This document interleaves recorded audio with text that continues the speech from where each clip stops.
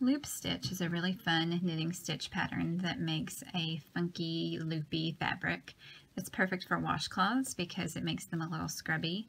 It can also be used as a trim, say on a mitten or the brim of a hat where you want to just add a little funky texture. It's also great for stash busting because making these loops uses a lot of yarn.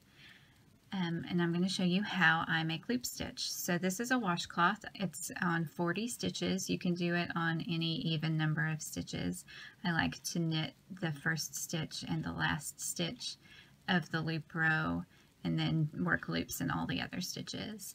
I also work this with a base of garter stitch, so I knit 3 rows in between the rows with the loops.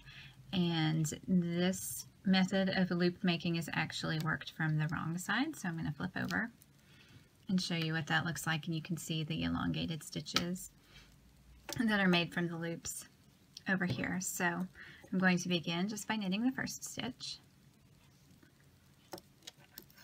and then you start as normal putting the needle through the stitch, but then before you take the yarn over, you need to make your loop. So the way that I do it to make a consistent length of loop is that I have the yarn over my index finger and I sort of measure from where the yarn goes to my middle finger, and then I hold that with my other hand, slip that out, and then kind of make the stitch in that way.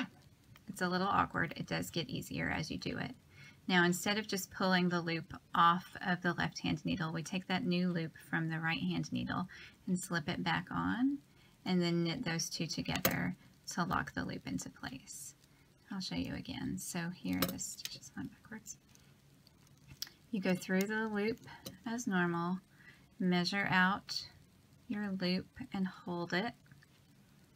Make the stitch. You have to kind of hold the loop out of the way so you can make your stitch. Pull that loop through, put it back on the left hand needle, and work those two stitches together. One more time.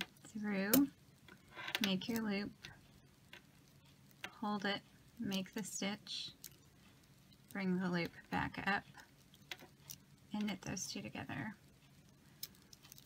And then you can begin to see on the right side, here are the loops that I just made.